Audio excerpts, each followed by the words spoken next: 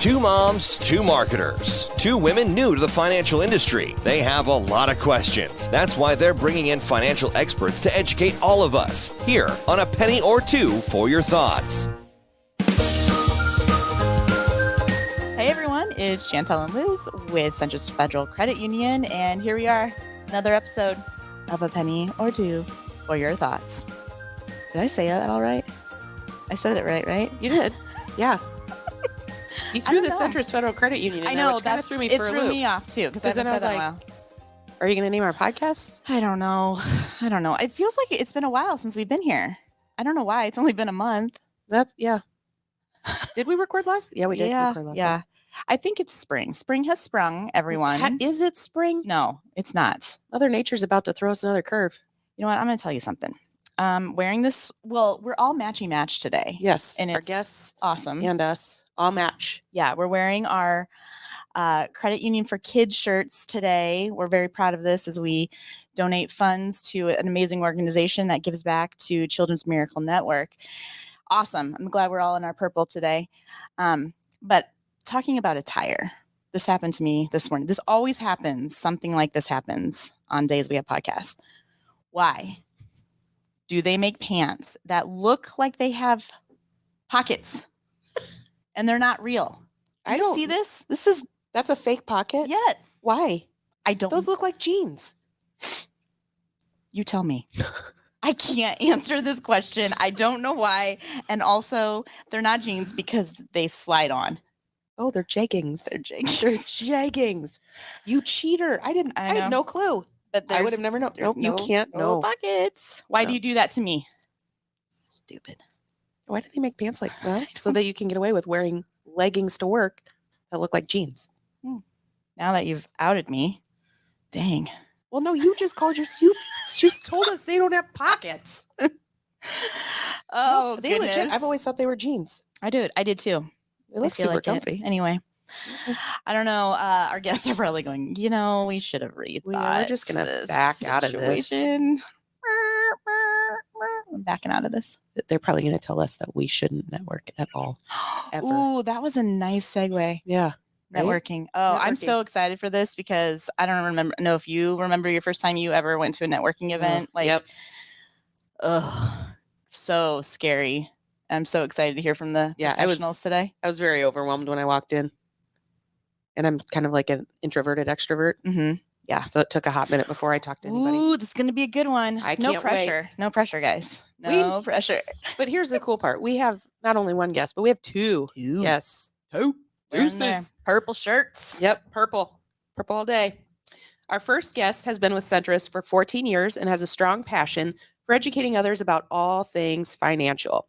She has a little boy of her own who is absolutely adorable, and she feels it's important to start our children out knowing about the importance of money and simply budgeting at a young age to create a successful financial future as they grow older. She's our financial sales manager, too, at our Dodge branch. She's Becky Pacal.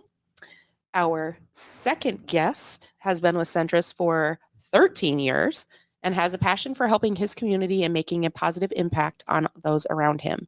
Meet our financial sales manager, too, who oversees our Council Bluffs branches, Robert Ahrens. We welcome both of you. Welcome. Thank you. Hi, guys. Hello. You guys came from all over the world today to come with us. We did. And my jeans have pockets, too. You're lucky. You're lucky. Consider yourselves lucky. Good Lord. Yeah, don't ask her to carry your change. She has nowhere to put it. Noted. Yeah. Yes. So we are going to give a shout out to Haley Mendocino because this was her original idea for this podcast. And we're like, this is awesome. It's a great idea. We said, we're going to have some other people be interviewed today. And she's like, what? But no, she's super cool. She is in the community as well. But you guys are just killing it. And you're in it always just helping the community and more so networking. And that's really what we wanted to talk about today is how do you get started? It's overwhelming. And we wanted to hear from the professionals. Sound good? Ready to jump in? Yep. Yeah. Do it. Awesome. All right. Well, we're gonna throw some questions at you and we'll go from there. So whoever wants to take a stab first at the first question. So How about you talk to us about what inspired you to start networking in your community and what benefits have you seen personally and professionally? I'll go. Early in my career, networking was a challenge and an opportunity just because I had never been involved before. Mhm. I did have a strong belief and do still have a strong belief in power of connections and collaboration. So I was able to see this opportunity just to be able to meet with like-minded individuals and professionals like myself to share ideas and to create partnerships. Right. I would say that networking has enriched my life both professionally and personally in numerous ways, been able to make a positive difference within our communities. And it opens the doors to various opportunities that I wouldn't have encountered otherwise. Been able to make meaningful and exceptional friendships, found mentors who've guided me in my journey, as well as discovering new perspectives by engaging in different conversations with individuals. I think it's really important that you said mentors because you're sitting here going to these networking events and maybe we even step back a little bit. When you go to these events, it's all about just who can I meet? Who can I talk to? What am I going to be able to provide? Right. And vice versa. But finding mentors is an incredible experience from something like that, right? Learning from people all the time. Yep. Awesome. Great. How about you, Robert? Yeah, absolutely. Similar to what Becky was saying too is that when I first started, networking wasn't necessarily a strong point for me by any means, but I had a boss, and I still have a boss that was like a mentor to me, and she got me involved in my first networking event, and it really touched me because it's an event where what they do is that they gather toys for children that aren't able to get Christmas gifts. And what they do is that they reach out to their networking group and they fill out cards and they buy toys and then they drop them off so these kids can have presents for Christmas. And it really touched me in a certain way where it's just like, wow, that's so impactful for members of your community to be able to do something like that. And then it kind of dawned on me that, they're not just like going out there, going door to door, they're using.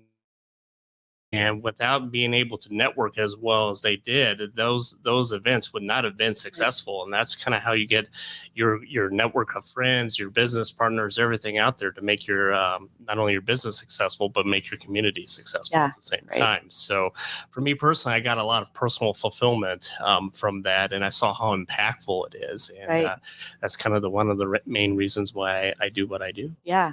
And people in Council Bluffs, they know you. Yeah. They really, I mean, I know you're not going to toot your own horn. I know he's famous. Yeah. But you are so involved and that networking is really what started that. So way to go.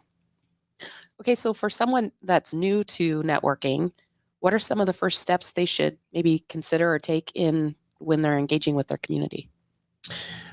Okay, I'll go first.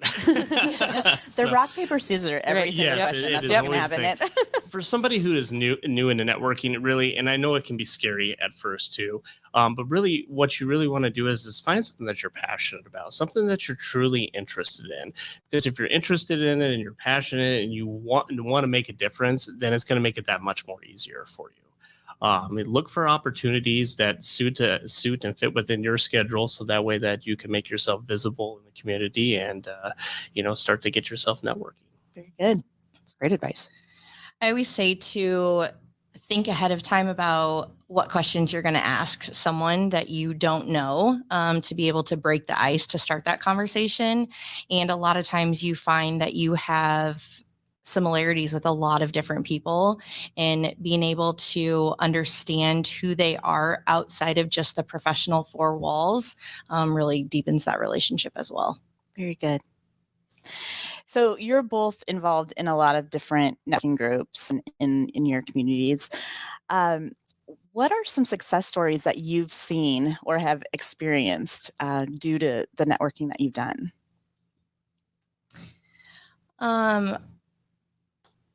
I think one of the most impactful situations, networking things that I have done is from a conversation that I had initiated with a 5th grade teacher at an elementary school that is right down the street from the branch. It was just a initial conversation just to see, hey, is there anything that us as a financial institution can help your school with? Over the last 2+ years, that has led to Centris coming in and doing financial education to 5th graders throughout the entire school year. We go once a month, and last fall we did a cleanup on their grounds, just because their grounds needed cleanup. Yeah. And so the branch went and we did that one day, and we have another event scheduled for the end of next month that we're going to be doing a beautification project. So we're going to plant plants and flowers to be able just to make it a better experience, a better environment when kids come to school and parents drop their kids off. Very good. I love that. Yeah. A lot of the times you think that networking is purely that business transaction. And I can just see it in your face right now, like the passion you have for it. It's more about just, again, connecting with people. Right. But how do you do better? Right. That's great. Right. Love it. Yeah, same for us as well too. And it's hard to narrow it down as to which one is the most impactful one. But one of the things that we have done and spent a lot of time is focusing on our Council Bluffs schools. We've done everything from like fundraising for the school teams to doing hydrant parties during the summer where we hand out popsicles for kids, and the firefighters open up the hydrants so they can run through sprinklers and everything, to financial education in the schools as well too. And if you guys know teachers all know each other in the community, and they talk to each other. So it's been very nice to see that they will communicate, and we'll go from one school like AL to TJ to doing community involvement to most recently Iowa School of the Deaf, which has been very impactful for us. It is one of our most impactful things is that a lot of their students had never seen a financial institution or how they actually run. So we brought them down to the branch and we're able to show them, like, here's what a teller does, and here's the kind of like how it operates, and kind of give them a tour of the branches, but also show them that it's okay for them to feel comfortable coming in there, and that we can have accounts for them that will support them. And we've seen a lot of kid accounts and teen accounts, and just an influx of those things. And it's been so impactful to be able to see that, the kids of that generation that we're building for the future, and that they can see that, this is Centris is a place where they can come and, feel comfortable, and we're here to help them and guide them to financial success.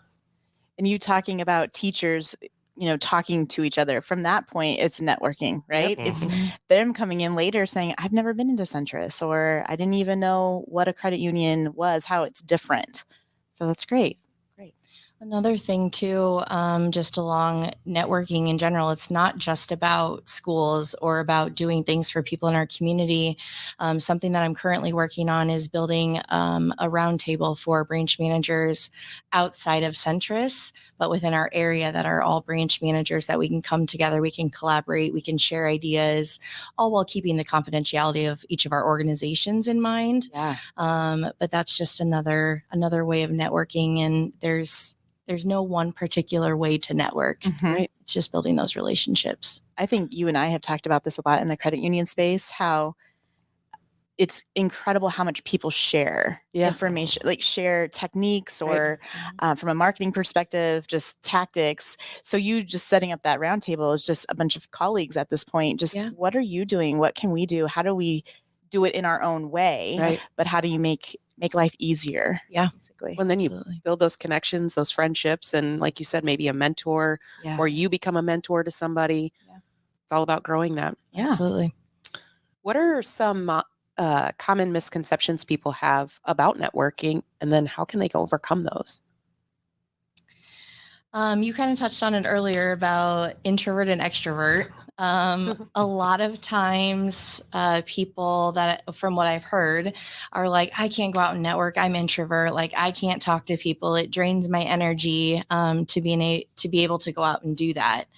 But that's not really what it all is about. The extroverts, it's easier for them to have conversations, but if you're an introvert, you just set it up a little bit differently and prepare a little bit differently for networking events. So maybe you find networking events that are more of a one-on-one environment than a big group environment. You plan and you prepare before you go. So what type of questions can I ask if we can't come up with a conversation easily? And choosing those opportunities that just align with comfort level, whether you're extrovert or introvert. Mm-hmm. Very good. Yeah, well said, Becky. That's 100%. You hit it on. You hit it on the toe right there. The biggest thing is comfort level. You want to put yourself into comfortable situations. That's the biggest thing I can stress. Can't stress enough to you guys. Is that just put yourself in a comfortable situation, but understand that even if you are a little uncomfortable, you're nervous, you're not the only one there. Right. There's other ones there that they're exact same way. Yep. And it's kind of a funny story because it's usually like, everybody's nervous at these events, right? But you guys all go to the same events usually. Yes, happening. You've seen this before. So you're a bunch of nervous people always going to the same events. And eventually, you're going to talk to each other. So you have to understand that's really how it kind of works. And then once you break down those barriers, and you're like, hey, I've seen you at the last 6 events. I'm Robert, and that's very nice to meet you. Then you start going to all these events, and you already start to know people. So no matter what your style is, you're eventually going to create friends and relationships the more that you go there. So don't be afraid to put yourself out there because it eventually will pay off for you. Yeah, absolutely. I think that leads really well into this. I remember going, like we were talking about, the first networking event, and it really was swapping business cards. It was so transactional type. How do you make sure that it doesn't come into just collecting contacts and it becomes genuine? I think it really comes down to, once again, who you're talking to out there. I have gone to many networking events where there, like you said, there are people just, give me your business card or here's a business card, but you're not really forming a relationship right there. You're really trying to find some common interests with the people that you're networking and that you're talking to, something that fits your business model or something that you feel like you guys can collaborate on and everything like that. But genuine contacts are really going to make a big difference because those are the ones that, after the event, you're going to reach out to. You're going to schedule, hey, let's go grab coffee. Yeah.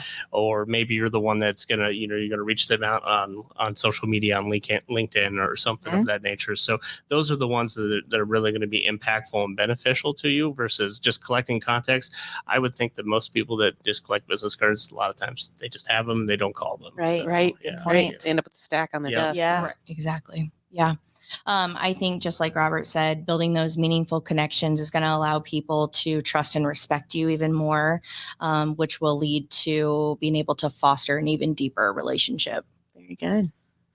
Robert, you brought up a good point, connecting with these people on LinkedIn after you've built those connections and those relationships.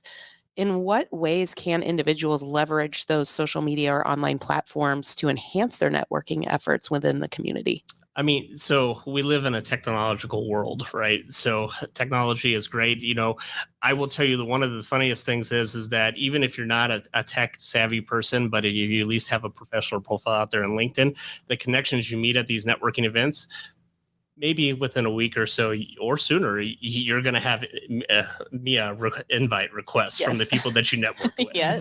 So and that's also kind of a way to kind of break down those barriers because you accept the request and then you kind of open up that door for communication, messaging via, LinkedIn, or if you do Facebook is a great way too, because usually a lot of times if you're friends on LinkedIn, a lot of times you're friends on Facebook. So it's just another way to communicate, sometimes outside of business hours as well too. But it's also a great way where depending on what they can see on your profile and everything, for them to kind of get to know you, and to kind of see what you're interested in, to start up conversations where, hey, I saw you were at a basketball game the other day. I love basketball, and then just start that conversation. And then you're really forming that relationship. Yep. And then that's half the battle right there. Yeah. And then you really get into the, the details of like, hey, what can we do for each other? Yeah, How can I help you? Very good. So very genuine. Yeah, I think that there's a lot of ways that you can connect with online platforms, social media, there's also a lot of virtual networking groups as well. And so for individuals that may not be as comfortable going to in-person events, maybe you try an online event first and see how that goes. So That's a great idea. That was a really good idea. Love that. How do you both are very involved, as we were talking about, and know there's a lot of people in our organization specifically that are involved in so many different networking events, community events, things like that. How do you make sure that you're not getting spread too thin? Or once you volunteer for something, then all of a sudden you're volunteering for everything. How do you kind of balance that? Yeah, that's a good question, because it can get overwhelming, and you can get a lot of times opportunities jump all at once and everything. But you really kind of have to understand what your capacity is, and taking on events and activities and networking opportunities to the point where if it starts to become stressful for you, then you're probably taking on too much. Yeah, So, right. you know, one of the main things that they always say is that while all networking opportunities are great and beneficial, sometimes if you have too many of them, then you got to focus on kind of like your high priority ones, the ones that are going to really where you see the most common ground. Right. yeah, and kind of along that same line is just being able to set your priorities and and setting boundaries. Knowing where you're at mentally, is it too stressful? Because then you can't give it that networking group or that event your all. And so being able to know that is important as well. Absolutely. So, how can networking within your community contribute to personal growth and that sense of belonging? Great question. I think that networking allows you to showcase your skills, your expertise, your knowledge among people like yourself, to be able to get that sense of belonging, because you can learn from each other. It's a two-way street. And so having that open dialogue and that open conversation can make an individual feel good and have that sense of belonging if they can relate and if others can learn from you as well. Yeah. Perfectly said, Becky. It's a great way to develop partnerships and relationships, mentor each other, bounce ideas off each other. But you know, the most beneficial thing out of it is the friends you get to meet out of the networking. And they may start off just as sociable friends, but eventually they become long-term friends, long-term partnerships, and that's kind of what we're always looking for from a networking perspective. Absolutely, that's great. So for those listeners. Yeah, we can be plural now. It's fine. Yeah. That are listening to us. And maybe they're just starting out from a networking standpoint. What are some things maybe that you would advise them? Hey, maybe avoid this, or I've tried this and this really worked, kind of thing. The main thing that I would say, and I always go back to this is that never turn any networking opportunity down. Always be open-minded about the types of networking opportunities that are open to you and are available to you, but also be a little selective as to being passionate about what you want to do. So if you're very passionate about kids and helping kids or school, kind of like myself, then that's where you want to make your focus in, because that's where you're going to be the most invested. That's where you're going to be the most motivated. And that's where you'll want to focus your time on. Very good. That's always one of my big keys. Yeah. I also think that authenticity is key to successful relationships and successful networking. You don't want to go out there and have an exaggerated version of yourself or someone that you're not, to go out and be your true authentic self, because that's what's going to help build and deepen those relationships, and for you not to come off as a quote unquote fake person. Right. Very good. So she just gave me permission to be awkward All day. at networking events, all because that's good. me. I'm awkward. That's it. That's what you do. That's good. all day. Awkward is good. That's right. It is. That's right. Okay, so now's the fun part of our podcast where we ask our guests kind of a penny or two for your thoughts. We just like to leave our listeners with each episode something like an important takeaway that you just want them to walk away from. So what's that one penny or two for your thoughts when it comes to networking? I would say don't let the daunting task of networking steer you away from going out there and putting yourself out there. for everyone, it is uncomfortable the first few times that you do it. But take a friend or take a colleague or a peer to a couple of the first events. That way you have someone you can turn to if things are getting awkward or you're feeling awkward. But then just make sure you prepare before you go, get in the right mindset so that you truly have a valuable experience when you leave. Yeah, that's great advice. Yeah, absolutely. Don't be afraid. Don't be afraid. There are shy people out there just as much as you are. They're gonna be scared and hope somebody comes up to talk to them just like you as well too.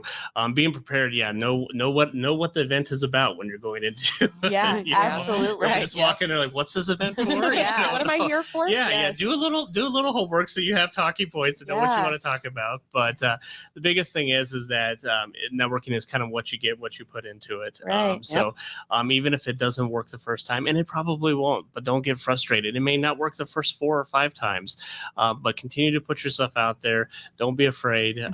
Pick things that you're passionate about, and I promise you'll be successful. Yeah, that's great. That's great advice. I think we also talked to someone at one point that said, come with questions that may just start a conversation that have nothing to do with the event itself. There's always the weather. You can talk about the weather, but just something or to Husker kind of football if it's that season. Yes, but something just to kind of get that conversation started, because that's a little bit easier. Right. Yeah. Right. Or Hawkeye football. Sorry. Yeah, depends on which state Yeah, you're in. it depends on what state you're in, what line you're on. But If we're networking and Robert's there, let's talk about Husker football all day. all the time. All day. Yep. Okay. Absolutely. Yep. I am a Husker fan. Absolutely. Oh, you are? I was born and raised in Nebraska. Oh, okay. Yes. All right. Well, We're in safe company today. We can keep this episode.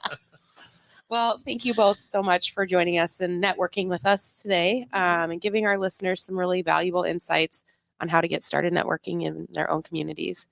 And if you're tuning into this podcast and have any financial topics you want to learn more about, I decided to add more words in there today. You can email us at apennyforyourthoughts@centrisfcu.org, and we'll track down the right expert to come onto the show. And if you are listening and want your friends to listen, make sure you give out a good caw and tell them to subscribe to our podcast so that they don't miss an episode. That way it helps others find us you can also help others find us just by rating, reviewing, and subscribing. You don't have to let out the caw. Can't even look at you right now. Yeah. You're welcome, Chrissy. Awkward is in full effect. It's perfect. Right. It's perfect. This is why I can't go to networking events. Because she'll say, This is why I don't get invited to networking events. I'll walk into the room with the hawk wings. and That caw. girl, she does this. No. Right. Nope. If you're still listening, you can follow Centris on Facebook, Instagram, Twitter, and Twitter, X, Elon, I don't know, LinkedIn, or check out our website at centrisfcu.org, where we have more great financial insights. And if you just want to chat with one of our amazing experts like Robert or Becky, just give us a call at 402-334-7000. We hope you enjoyed this episode. Thank you so much for listening. Thanks, everyone.